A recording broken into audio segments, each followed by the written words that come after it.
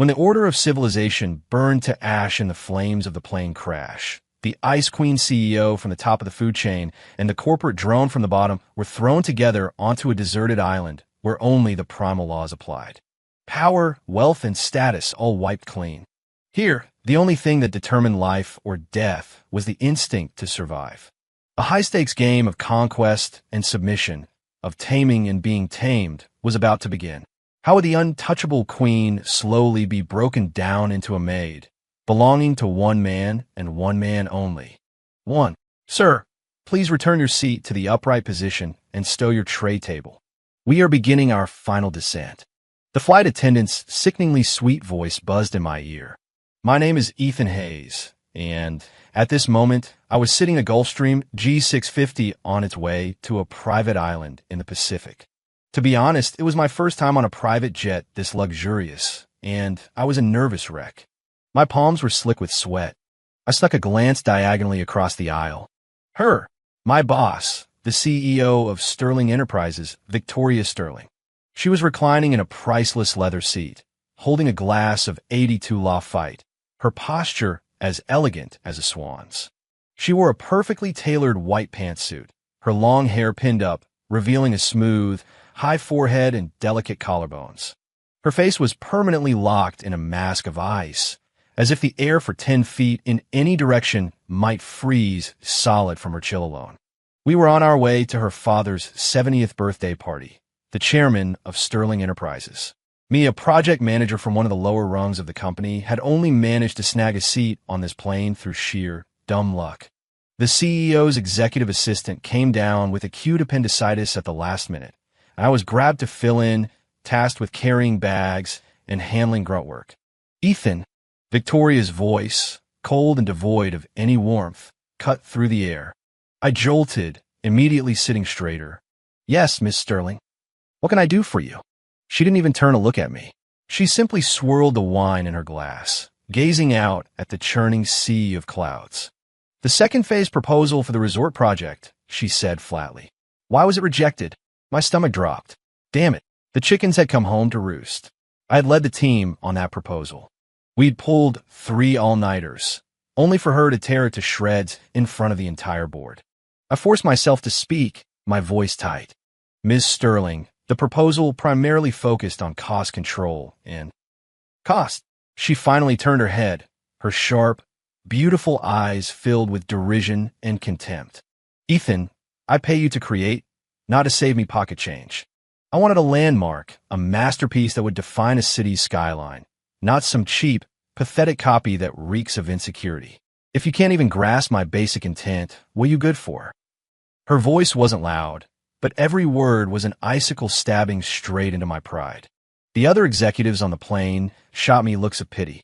I balled my fists, my nails digging into my palms. This was Victoria Sterling, a woman who lived in the clouds and looked down on everyone else through her nose. In her world, low-level employees like me weren't even people. We were just tools to execute her will. I took a deep breath, swallowing the fire in my gut, and managed a subservient smile. You're right, Miss Sterling. I failed to grasp your vision. I'll have a team redo it as soon as we get back. There is no getting back for you, she said, her voice dropping to absolute zero. You're off the project. When we land, you'll stay at the hotel until we're ready to return. Don't embarrass me further. My mind went blank and blood rushed to my head. Public humiliation. This was a raw, naked, public humiliation. I stared at her, my chest heaving.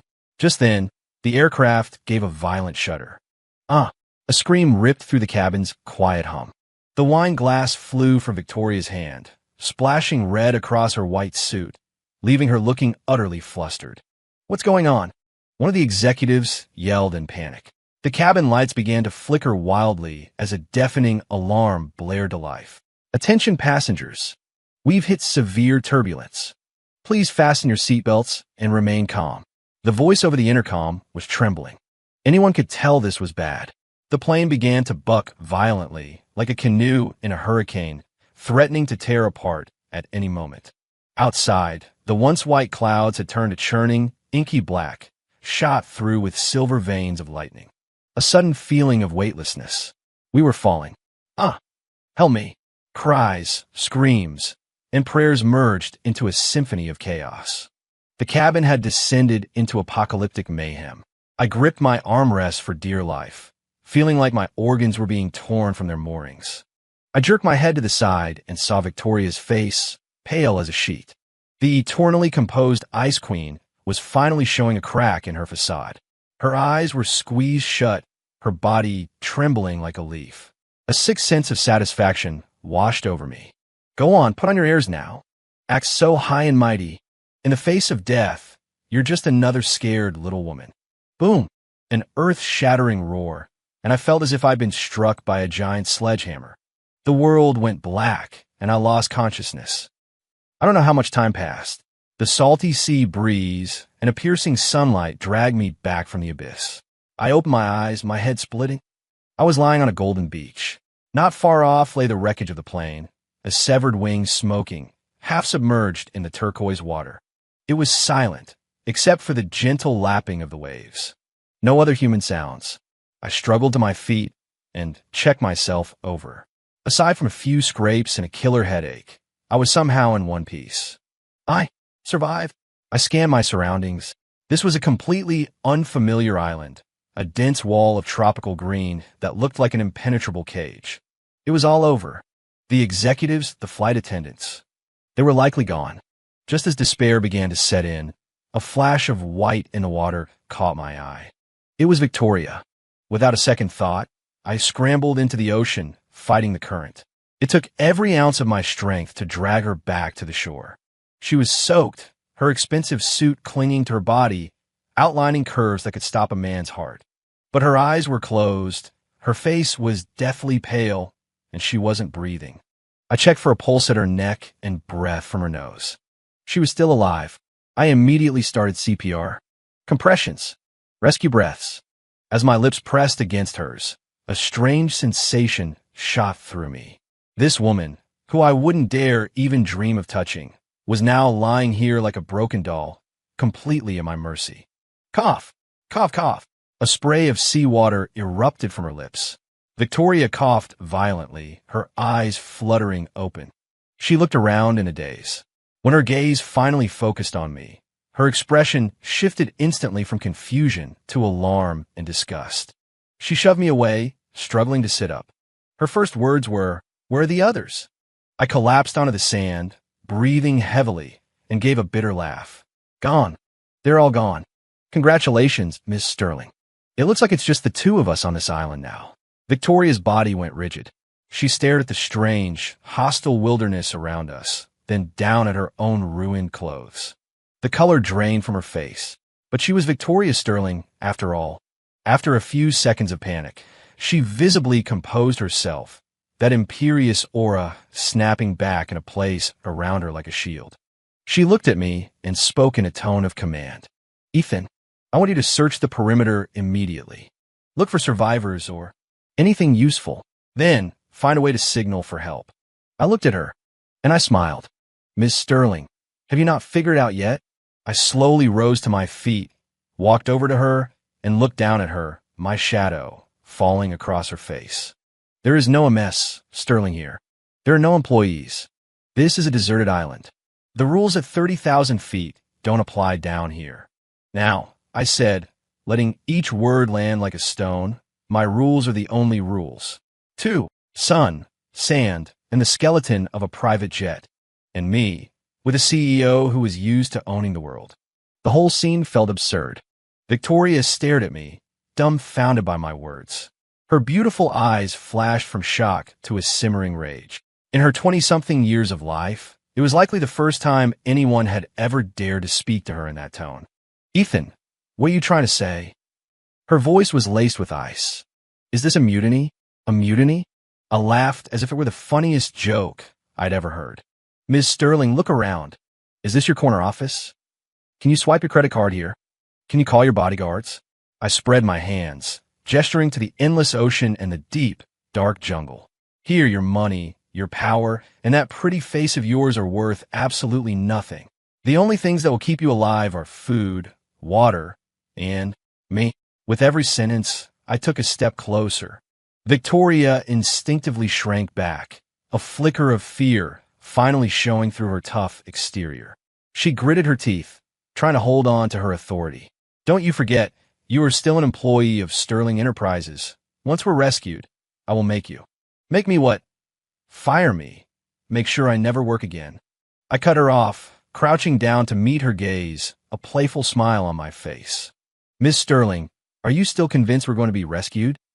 My words were like a bucket of ice water, extinguishing the last of her delusions. It was true. A private flight, off course from major shipping lanes, crashed on an island that probably wasn't even on a map. Rescue. The odds were about the same as winning the Powerball. Victoria's face went completely white. It was a ghastly shade of fear, despair, and utter disbelief. Seeing her like that, the knot of anger and resentment in my chest finally began to loosen. I stood up, ignoring her, and started scavenging around the plane's wreckage. We had to find fresh water and food, and fast. Otherwise, we wouldn't even make it through the night, let alone wait for a rescue that might never come. Victoria sat frozen, watching me work. The sea breeze tangled her hair, and her expensive suit was stained with sand and grime. The queen of the boardroom, who moved markets with a single word, now looked as fragile as a lost child.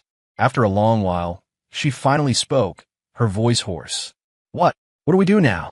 Her tone had lost its commanding edge, replaced by a tremor she couldn't hide. I didn't look back, rummaging through a busted suitcase. If you want to live, you get to work, I said flatly. Go look for any unbroken bottles or anything that can hold water. It was the first time I had ever given her an order. She didn't argue. After a few seconds of silence, she shakily got to her feet and began to stumble along the beach, obeying my command like a marionette. Half an hour later, I had salvaged a mostly intact first aid kit containing some bandages, antiseptic, and painkillers. The biggest prize, however, was a survival multi-tool. Victoria, for her part, had found 2 empty plastic water bottles that hadn't been crushed. The sun was getting hotter, and my lips were already starting to crack. Victoria was in worse shape. Her lips were peeling, and her face was flushed with dehydration. She walked up to me, her voice weak. Ethan, I'm so thirsty. Is there any water? I glanced at her, then pulled a small bottle of saline solution from the first aid kit. I twisted it open and took a sip myself. The salty liquid was disgusting, but it would at least replenish some essential minerals. I screwed the cap back on and put the bottle away. Victoria's eyes were glued to the bottle the entire time, her throat moving as she swallowed dryly. Give me a little, she said, her voice almost a plea. I smiled. Miss Sterling, if you want to drink now, you have to do more than just ask. I held up the multi-tool. From now on, I control the distribution of all resources on this island. What do you want? She asked, her eyes wary. Simple. I pointed toward the dark, dense jungle nearby. See those woods? We have to find a cave for shelter and a real source of fresh water before nightfall. You're coming with me. Me? The look on her face was one of pure revulsion. In a place like that, I can't. You can't. I scoffed. Fina, stay here then. But let me make one thing clear. I only share food and water with people who are useful. And I decide what useful means. I slung the first aid kit over my shoulder, gripped the multi-tool, and turned to walk toward the jungle. Wait! Victoria scrambled to her feet and rushed to block my path. I'll go with you, she said through clenched teeth, her eyes burning with humiliation. That's better. I nodded, satisfied. Remember, Miss Sterling, on this island, there's no high and mighty, no low and humble. There are only people who can work and useless deadweight waiting to die. Which one? I asked, looking her dead in the eye. Do you want to be? Victoria's chest rose and fell rapidly. She glared at me, speechless. She knew I was right. In this godforsaken place, everything she took pride in was a joke. And me, the lowly employee she barely even registered, now held her life in my hands. She closed her eyes and took a deep, shuddering breath. When she opened them again, the anger was gone, replaced by a dead, resigned look. I'll follow you. With that, she lowered her head and quietly fell in a step behind me.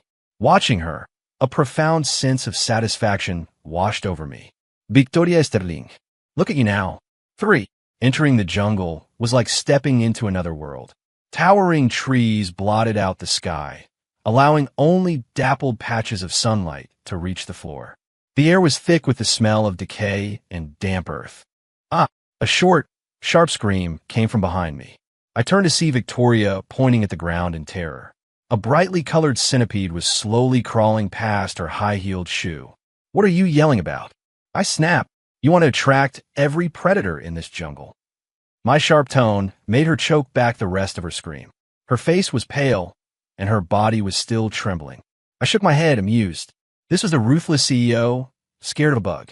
I ignored her and continued, using the multi-tools blade to hack away at the thick vines blocking our path.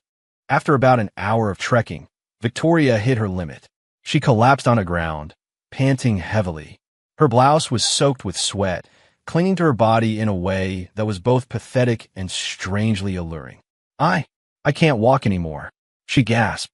My feet." I glanced back at her blistered feet and the ridiculous designer heels she was wearing.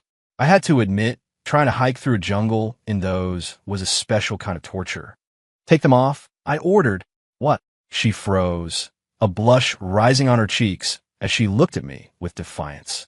I said, "Take off the shoes." I repeated, my voice harder. "Or do you want your feet to get infected so you can't walk at all tomorrow?" Under my unrelenting stare, she finally gave in. She unbuckled the straps and painfully peeled the shoes off. I could see her heels were rubbed raw, and several angry blisters had already formed. I took the antiseptic and a roll of bandages from the kit and tossed them in front of her. "Clean yourself up." With that, I walked to the base of a massive banyan tree and began clearing away the undergrowth. The spot was relatively flat and sheltered from the wind, a decent place for a temporary camp. More importantly, I had spotted a plant nearby that looked like wild taro. I didn't know if it was poisonous, but it was a sign of potential food. Victoria silently tended to her wounds, sucking in a sharp breath every time the antiseptic touched raw skin, but she didn't make a sound. Once she was done, she sat there with her bare feet, watching me work. The light began to fade. The temperature in the jungle started to drop, and a cool breeze whispered through the trees. I managed to construct a crude lean-to using branches and large leaves. In front of it, I cleared a small patch of ground for a fire pit. Fire. In the wild, it meant light, warmth, and safety. It kept the predators at bay. It was the key to our survival tonight. I gathered some dry tinder and wood, then fashioned a simple bow drill from a sturdy branch and a flat piece of softwood. "Over here," I called to Victoria. She hesitated for a moment before carefully walking over on her bare feet. I handed her the drill and the fireboard. "See? Make fire." "Me?" Her eyes widened as if I'd asked her to build a rocket ship. I don't know how." "I'll teach you," I said, getting straight to the point. I showed her how to rapidly spin the spindle against the fireboard using the bow, generating enough friction and heat to ignite the tinder nest I'd placed in a small notch. "Got it." She nodded, then shook her head. "It's simple," I said, pressing the tools into her hands. "Get started. We don't eat until there's a fire." I pulled out the taro-like roots I'd dug up and tossed them in my hand. Victoria's eyes followed the roots, and she swallowed hard. She hadn't eaten or had a proper drink of water all day. The primal instinct for survival finally overpowered her pride. She knelt on the ground, mimicking my posture, and awkwardly began working the bow drill. Her movements were clumsy and weak. After several minutes of frantic effort, she hadn't even produced a wisp of smoke. "Harder, faster," I barked, standing over her like a drill sergeant. She clenched her jaw and increased her speed. Sweat beaded on her forehead and dripped onto the dusty ground. 10 minutes. 20. Her palms were rubbed raw by the rough wood. "I can't. I have no strength left." She stopped, her hands shaking. I could see new blisters forming on her palms. "Keep going." My voice was merciless. "If you want to eat, if you want to live, you keep going." "You." Her eyes welled up with angry tears. "Crying won't help you," I said, watching her coldly. "Tears are the most worthless currency out here." Perhaps my coldness finally broke through to her. A stubborn fire rekindled in Victoria's eyes. She shot me a hateful glare, wiped her tears away, and attacked the bow drill with a vengeance. This time, it was as if she was channeling all her fear and rage into the motion. Finally, a thin curl of smoke rose from the fireboard. Smoke, blow on it gently. I immediately knelt beside her, holding the tinder nest to the glowing ember and blowing softly. The ember glowed brighter. Whoosh! A tiny flame flickered to life. Success! The moment she saw the flame, Victoria's entire body went limp. She looked down at her red, bleeding hands, and the dam finally broke. She began to sob, not loudly, but in quiet, shuddering gasps. It wasn't a cry of self-pity, but a release of all the tension and fear that had been building up inside her. I didn't comfort her. I just methodically added kindling to the flame, building it into a steady, crackling fire. The firelight danced on our faces, illuminating the brutal, simple law of this new world. Here, nothing was given. Everything had to be earned, even a little bit of warmth. 4. With the fire roaring, the world suddenly felt safer. The dancing flames pushed back the darkness and the cold, bringing with them a sliver of civilization. I buried the wild roots in the hot embers at the edge of the fire to cook. Before long, a strange, sweet, and smoky aroma filled the air. Victoria had stopped crying. She sat on the other side of the fire, hugging her knees and staring blankly into the flames. Her face, smudged with dirt and smoke, held a complex expression: exhaustion, confusion, and maybe a hint of accomplishment. After all, she had made this fire with her own 2 hands. It was the first time in her life she had created something through sheer physical effort, not with commands or a checkbook. "Hey," I said. She looked up, her eyes still a bit unfocused. I used a stick to pull a charred root from the embers, blew on it, and broke it in half. The inside was a steaming, golden yellow, smelling incredible. I tossed one half to her. "Eat." She caught it on instinct, hissing as the heat seared her hands, nearly dropping it. She stared at the blackened lump, her brow furrowed with obvious disgust. "What's wrong? Used to 5-star dining, Miss Sterling. This isn't good enough for you?" I took a large bite of my own piece, making sure to chew loudly with satisfaction. I had to admit, it was surprisingly good. It tasted like a cross between a sweet potato and a chestnut, starchy and sweet. Victoria's stomach chose that moment to let out a loud, traitorous growl. The sound was deafening in the quiet jungle night. Her face flushed crimson, a blush that spread from her cheeks all the way to the tips of her ears. In the end, hunger won out over her pride. She copied me, carefully peeling back the burnt skin and taking a tiny, hesitant bite. The next second, her eyes lit up. All pretense of the high and mighty CEO vanished. She began to devour the root like a starving refugee. After finishing the first piece, she was clearly still hungry. She looked longingly at the remaining roots in the fire. Without a word, I tossed her another one.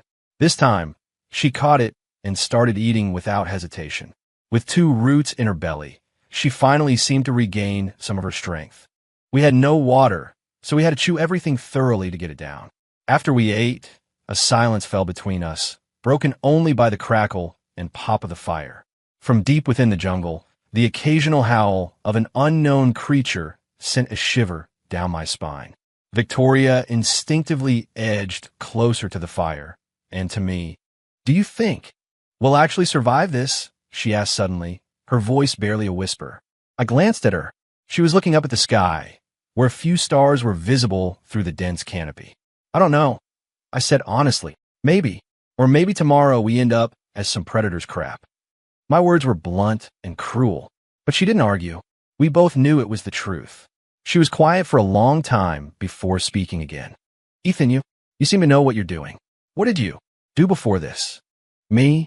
I chuckled, adding another log to the fire.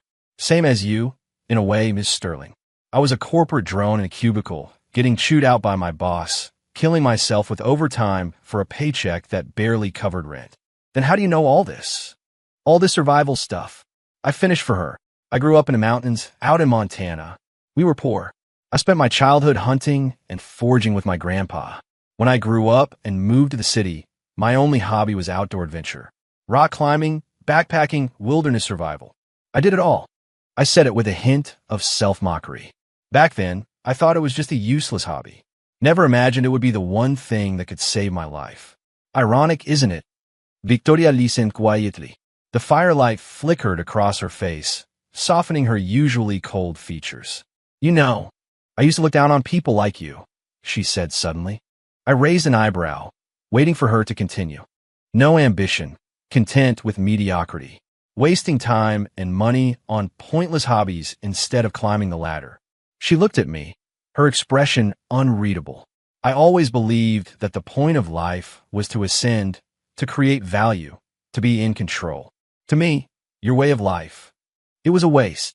"And now?" I asked, intrigued. She looked down at her own hands, blistered, dirty, and raw. "Now, I don't know any more," she said quietly. "Everything I worked for, everything I valued, means nothing out here. And your pointless hobbies are the only reason we're still alive." She looked up, and for the first time, her eyes met mine on an equal level, filled with a new, searching curiosity. "Ethan, am I pathetic?" I looked at her. In the firelight, I thought I saw the glint of a tear in the corner of her eye. In that moment, she wasn't the powerful Ms. Sterling. She was just a woman in her 20s, lost in the wilderness, whose entire worldview had been shattered. And suddenly, I didn't hate her so much anymore. "No," I shook my head. "You just had it too easy before. You're right. On this island, I'm a king. But if we go back to the city, I'm a nobody again. And you, Victoria Sterling, will go right back to being the person who can decide my fate with a snap of your fingers. We're just playing different roles under different sets of rules." My words seemed to strike a chord with her. She stared at me for a long, long time. "So, you're not made of stone after all," she said, seemingly out of nowhere. Then she pulled a large banana leaf over herself, turned her back to me, and lay down. I was confused for a second, then I understood. She meant that I was capable of admitting my own weakness, of acknowledging that in the civilized world, I was just an ordinary man. I smiled to myself, leaned back against the tree trunk, and closed my eyes. That night, something between us quietly began to change. 5. The first night on the island passed with a surprising lack of incident. Maybe the fire did its job, because no large animals came to investigate our camp. The next morning, I woke up because of an all-consuming thirst. My throat felt like it was coated in sandpaper, and my lips were cracked and bleeding. I opened my eyes. The fire had died down to a pile of warm ash. Victoria was still asleep, curled up under her banana leaf, with droplets of dew clinging to her long eyelashes. She looked almost pitiful. Finding fresh water was the most critical task of the day. I woke Victoria, and we split the last of the roasted roots. After our meager breakfast, we set out again. The blisters on Victoria's feet were still painful, and walking barefoot on the sharp rocks and twigs of the forest floor was agony. But she gritted her teeth and followed me without a single complaint. "Water, water." After less than an hour, she was at her limit. She was mumbling deliriously, her steps becoming unsteady. I knew she was close to collapsing. If we didn't find water soon, we were both going to die of dehydration. Just as I was starting to panic, my ears pricked up. I heard it, an incredibly faint but unmistakable sound of trickling water. This way, my spirits soared. I pushed through the brush, heading toward the sound. We burst through a thicket of ferns, and the view opened up before us. A clear, sparkling stream. The water glinted in the sunlight, its gentle burbling the most beautiful music I had ever heard. "Water! It's water!" The sight of it made Victoria cry out with joy. She threw caution to the wind, scrambling down the bank and collapsing at the water's edge. Like a desperate animal, she plunged her face into the stream and began to drink greedily. "Hey, don't drink it straight," I yelled, rushing to stop her. Untreated water in the wild can be full of parasites and bacteria. But she was too far gone with thirst to listen. Frankly, I didn't care much either. I dropped to my knees beside her and drank my fill. The cool, sweet water flowed down my throat, soothing my parched organs. It was better than any champagne, any fine wine. After we had drunk our fill, we filled our 2 plastic bottles. The immediate crisis was over. Victoria sat on a rock by the stream, washing the grime from her face and the dirt from the cuts on her feet. The water seemed to wash away some of her tension, softening her features. I, meanwhile, was surveying the area. This stream was the lifeline of the island. Where there was water, there were animals. That meant a potential source of meat, but it also meant danger. Predators would come here to drink, too. My eyes were suddenly drawn to a set of prints in the soft mud by the stream bank. They were large, paw prints with deep claw marks. My heart sank. A big cat. A bear. Either one would be a death sentence for two unarmed people. Ethan, look. What's that? Victoria's voice, full of curiosity, came from behind me. I followed her pointed finger. Across the stream, set into a rocky cliff face, was a dark opening. A cave. It was 100 times better as a shelter than the lean-to we'd built last night. Let's go check it out. My energy returned. We waded across the shallow stream and climbed the rocky bank on the other side. The cave entrance was small, forcing us to duck to get inside, but it opened up into a larger chamber. It was dry, spacious, and more than enough room for the two of us. It was the perfect shelter. As I was excitedly taking in our new home, Victoria tugged on my sleeve, her voice trembling as she pointed to a dark corner. What? What is that? A chill went down my spine. I looked where she was pointing.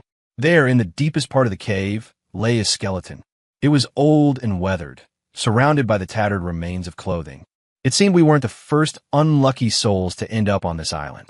The discovery cast a dark cloud over our excitement. A living person had died here. Did we really have any hope of making it out alive? Just then, a low, guttural snarl echoed from the cave entrance. We both spun around, our hearts leaping into our throats. Blocking the entrance was a massive wild boar. Its body was covered in coarse, black bristles like steel wires. Two long, sharp tusks jutted from its mouth, and its small, bloodshot eyes were fixed on us. Shit, we had just trespassed into its home. Roar! The boar let out a furious bellow and charged. The stench of the animal hit me like a physical blow. Victoria screamed, scrambling behind me out of pure instinct. My mind went blank. Run! It was the only thought I had. But the entrance was blocked. There was nowhere to go. Just as the boar's gleaming tusks were about to gore Victoria, I don't know what came over me. With a yell, I shoved her hard to the side, raised a multi-tool, my only weapon, and charged the beast head-on. Squelch! The sharp blade plunged deep into the boar's eye. Squeal! The boar let out a horrific, piercing scream. In its agony, it thrashed its head wildly. A massive force slammed into me, sending me flying. My back crashed against the hard rock wall, and the impact nearly made me black out from the pain. With one eye ruined, the boar was enraged beyond reason.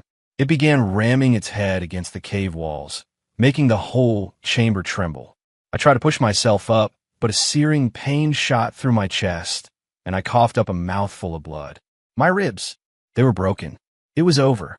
As the boar turned and charged at me again, my mind filled with despair. But in that split second of impending death, "You bastard, Dot!" A sharp cry rang out. I saw Victoria. She had grabbed a sharp-edged rock and, with all her might, had smashed it into the boar's other eye. The boar clearly hadn't expected the seemingly helpless prey to fight back. The rock found its mark.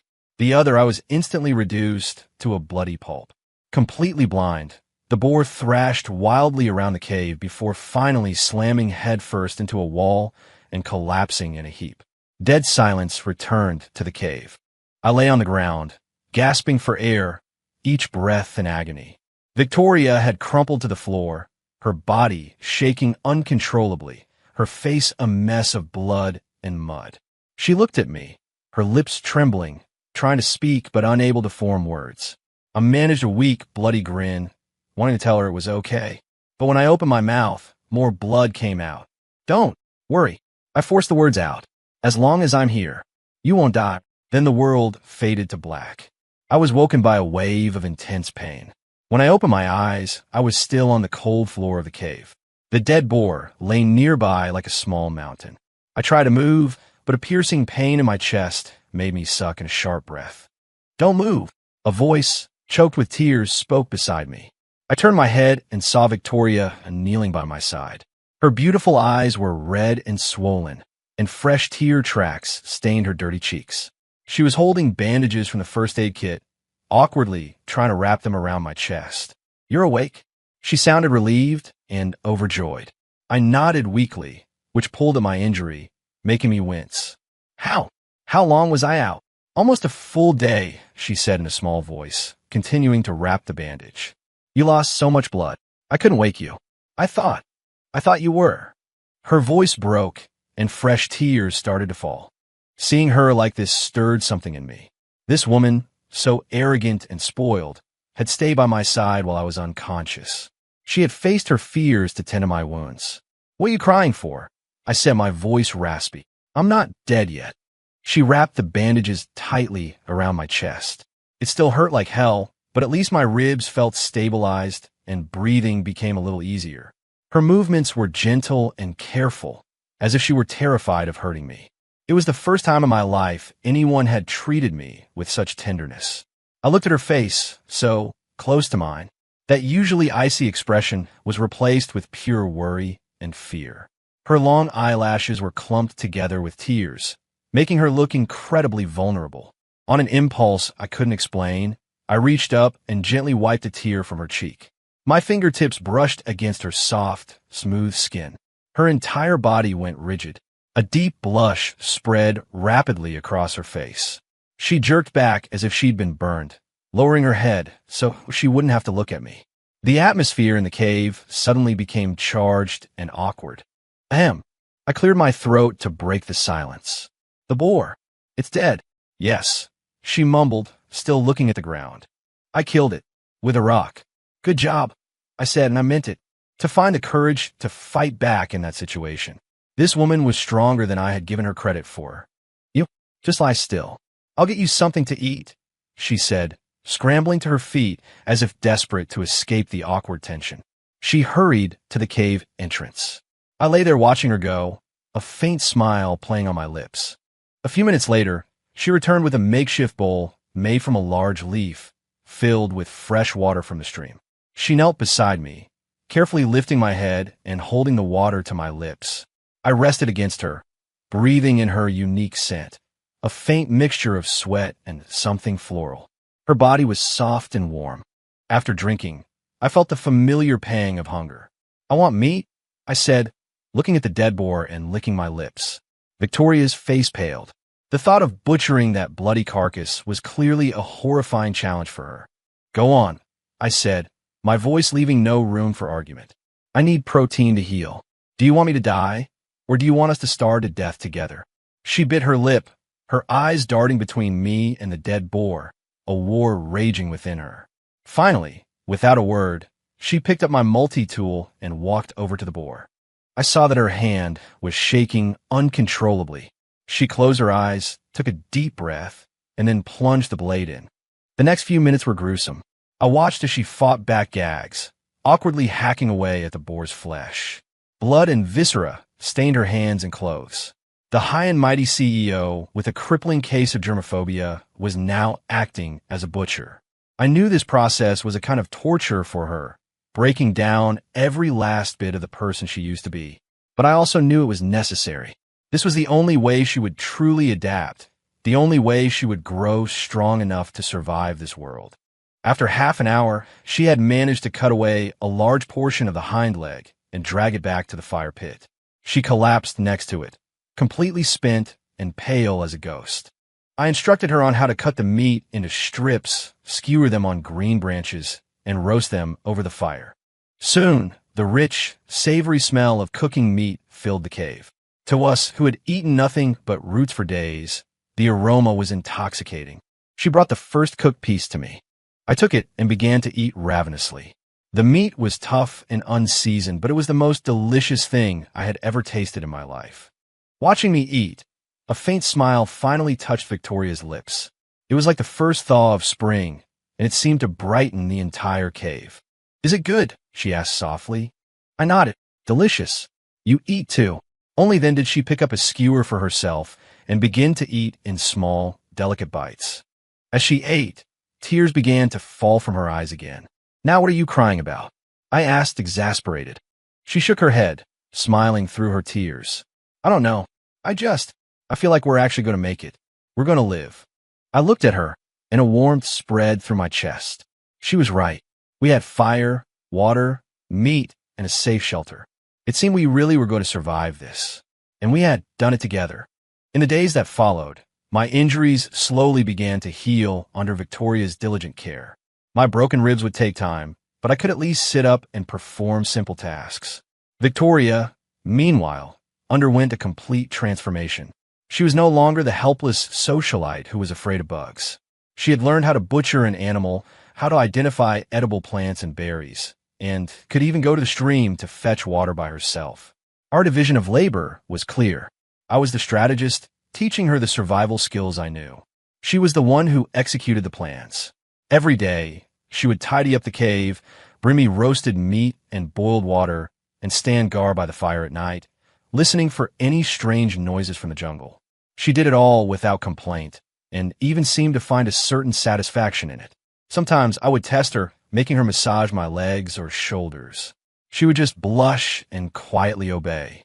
It was a strange feeling, watching the once untouchable Ice Queen now acting as meek as a kitten, completely at my command, satisfied a primal, masculine part of my soul. Ethan. One day, as I was leaning against the cave wall, enjoying the sun, Victoria came and sat down beside me. "What's up?" I asked lazily. She hesitated before speaking. When will your injuries be fully healed? What, getting tired of having a cripple dragging you down?" I shot her a sidelong glance. "No."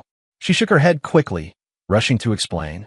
"That's not what I mean. I think we can't stay here forever." She looked out at the vast ocean, a hint of worry in her eyes. "We have to find a way to leave." I was silent. I had been thinking the same thing. The cave was safe, but it was a prison. We couldn't spend the rest of our lives here. "And how do you propose we do that?" I asked her. "Build a yacht. We could build a raft." It was clear she'd given this some thought. "We could tie logs together with vines. If we can just get out on the water, there's a chance a passing ship might see us." Her eyes were shining with a brilliant light of hope. Looking at her like that, I didn't have the heart to crush her spirit. "Victoria, do you have any idea how far it is to the nearest shipping lane? Do you know what kind of dangers we'd face on the open ocean? Sharks, storms, dying of thirst." My barrage of questions made the light in her eyes flicker and dim. "Then, what do we do?" she asked, looking lost. "Are we just going to be trapped here forever?"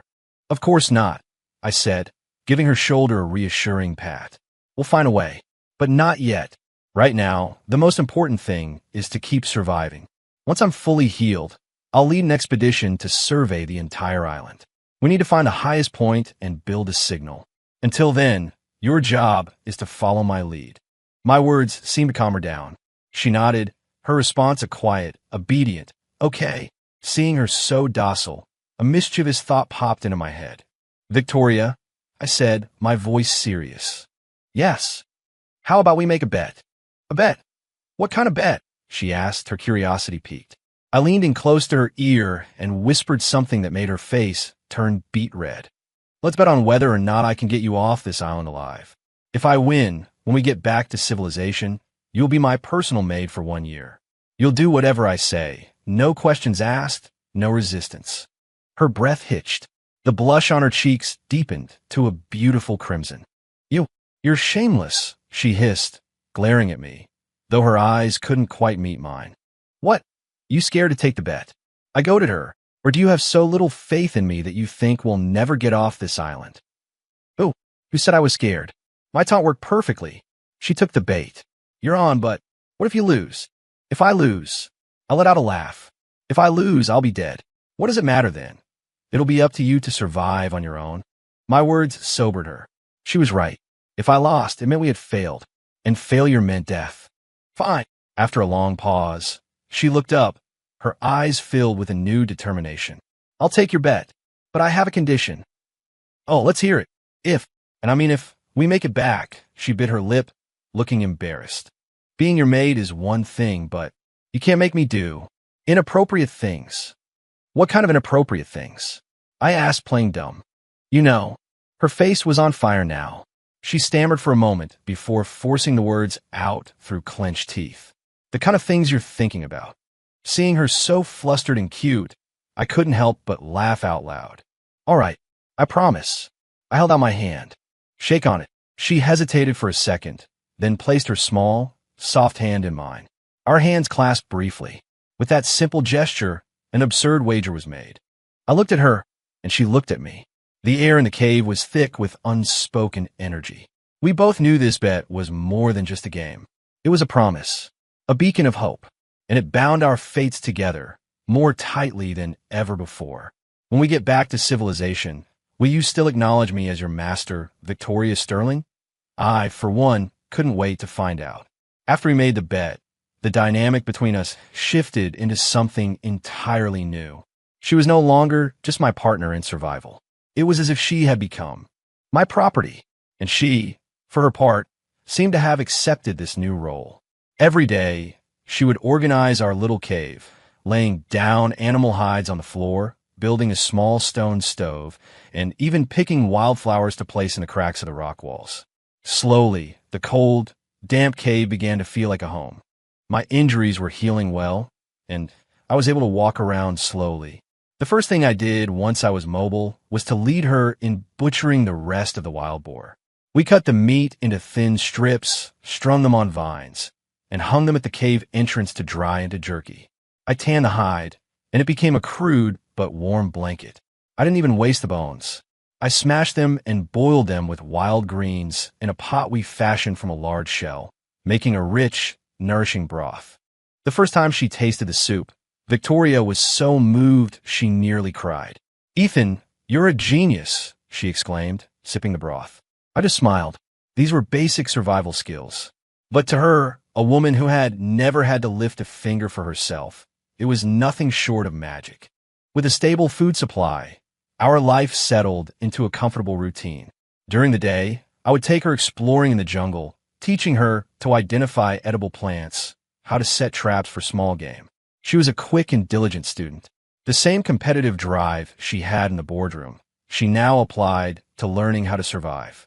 Sometimes we would go down to the beach. I would use a sharpened stick as a spear to catch fish in the tide pools, while she would collect clams and mussels in a small basket she wove from vines. In the evenings, we would sit on the beach by a crackling fire, grilling our fresh catch and watching the fiery sun sink below the horizon. It was peaceful, beautiful. It felt as if the rest of the world had fallen away, leaving just the two of us and the endless sea. "Ethan," one evening, she leaned against me, watching the sunset. "Do you miss home?"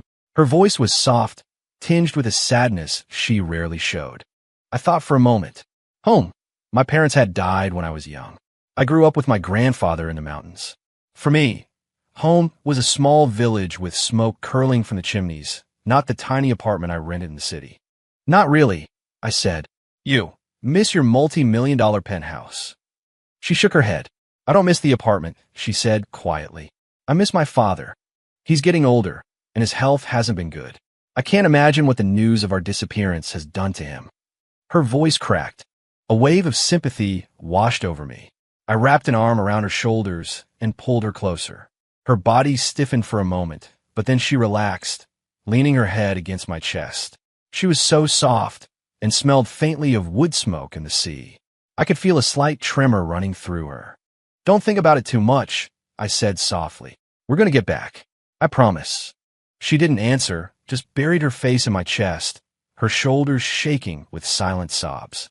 I didn't say anything else. I just held her, letting her tears soak my shirt. I knew that beneath her tough exterior, this woman was full of fear and vulnerability. In the civilized world, she had to arm herself with ice and steel. But here, in a world that contained only the two of us, she could finally let her guard down. After a long while, her crying subsided. She lifted her head from my chest. Her eyes were red, making her look like a frightened rabbit. "Thank you, Ethan," she said, her gaze earnest. "For what?" "Thank you. For not leaving me behind." I smiled and gently pinched her cheek. "Don't be silly.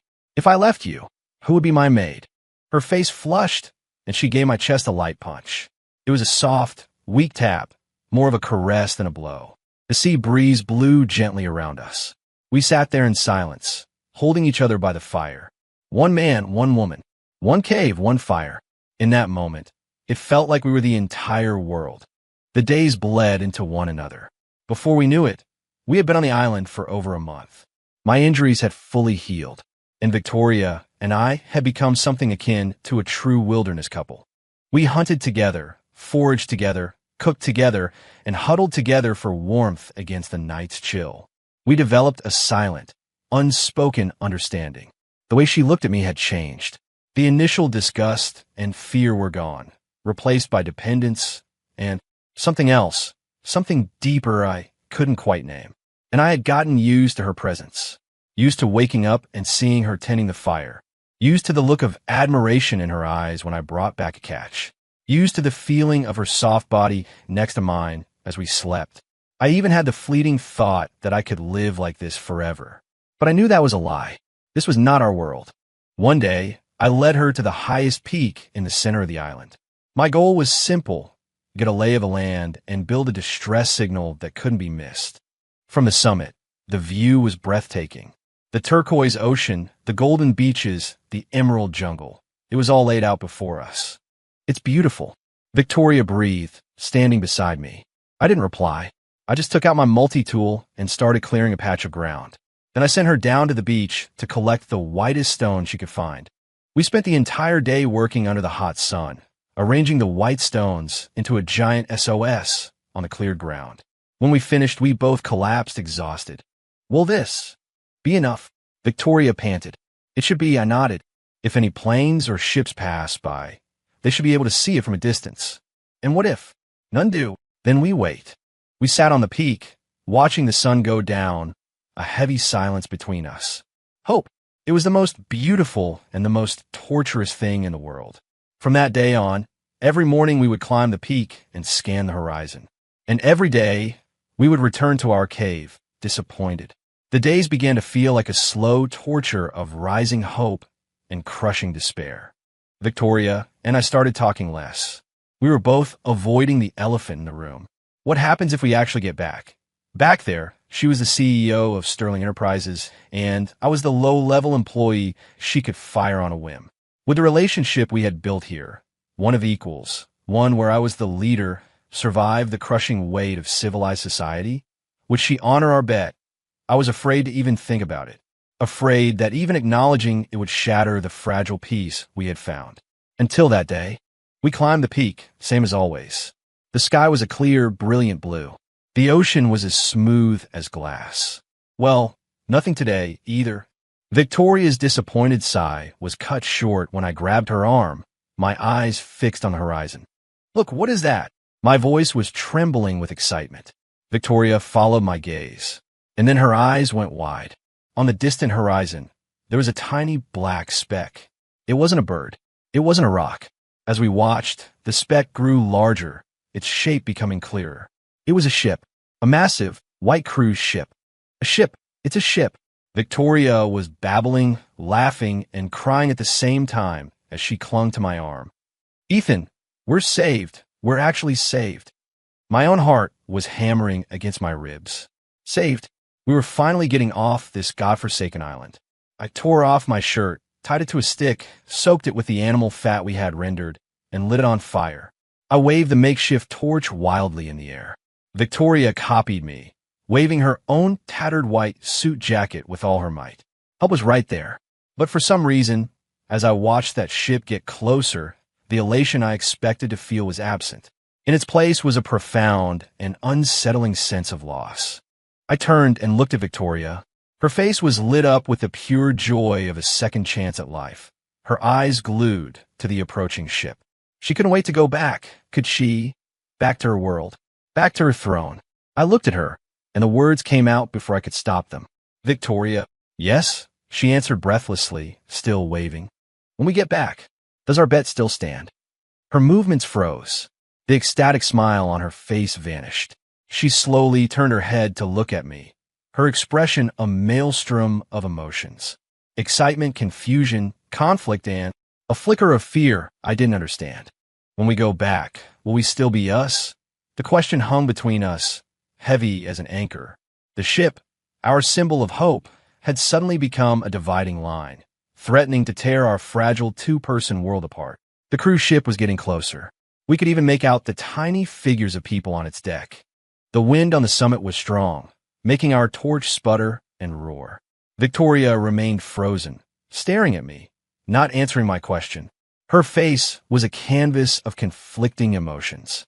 I knew the question was an impossible one for her. To agree meant that when she returned to civilization, she would have to turn her entire life upside down, submitting to a man who was once her subordinate. For someone as proud as her, it was unthinkable. To refuse meant she was breaking the sacred promise we had made, the one forged in the crucible of survival. It would mean that everything we had built here was nothing more than a desperate charade. "What's the matter?" I pushed, my voice turning cold as I stared into her eyes, getting ready to go back to being Miss Sterling and pretending none of this happened. My words were a dagger, and they found their mark. Her body trembled. She opened her mouth, but no sound came out. The ship's horn blew, a long, deep sound that rolled across the water. It was the sound of civilization, the sound of judgment. I looked at her and suddenly felt tired. What was I even expecting? Did I really think a few weeks of playing Robinson Crusoe would make a woman like her fall for me? I was a tool, a means to an end in a desperate situation. Now that the crisis was over, the tool was about to be discarded. I let out a bitter, self-mocking laugh and threw the torch to the ground. "Forget it, Victoria. I get it." I turned my back to her. "Let's get ready to go down. Your world is waiting for you." My voice was hollow with a disappointment, so deep it ached. I took a step to leave, and then a small, soft hand grabbed my wrist from behind, holding on tight. I stopped and turned. Victoria was looking at me, her red-rimmed eyes overflowing with tears. But her gaze was unwavering. "Ethan," her voice was perfectly clear, each word sharp and deliberate. "I agree." I froze. "What? What did you say?" I said, "I agree," she repeated, her voice stronger, tears streaming down her face. "Our bet still stands. Here or back in that world, it still stands." She took a step closer, gripping my arms, her eyes locked on mine, as if trying to pour all of her conviction into me. "What kind of person do you think I am? Some liar who goes back on her word?" "Yes, I am Victoria Sterling. I'm the CEO of Sterling Enterprises. I'm used to being in charge, to being on top." But her voice rose, trembling with emotion. "On this island, it was you. You taught me how to live. You showed me that a person could have dignity without all the empty titles and status. It was you who shielded me from the boar's tusks when I was about to die. It was you who gave me a shoulder to cry on when I was at my breaking point. You asked me what our relationship will be when we get back." She suddenly smiled. It was a watery, tear-stained smile, but it was the most beautiful thing I had ever seen. She rose up on her toes and pressed her lips against mine. It was a light, gentle kiss, cool and wet with her tears. My brain short-circuited. "My answer is..." She whispered the word against my lips, so softly only I could hear. "From now on, you are my only master." In that instant, the wind howled and the waves crashed. The distant ship's horn seemed to sound in celebration of our new beginning. I looked at the crying woman before me, at the undisguised love and submission in her eyes, and the icy despair in my heart was instantly flooded with a powerful, overwhelming warmth. I lost control. I lowered my head and crushed my mouth to hers. This kiss was nothing like her gentle one. It was fierce, possessive, a raw declaration of ownership.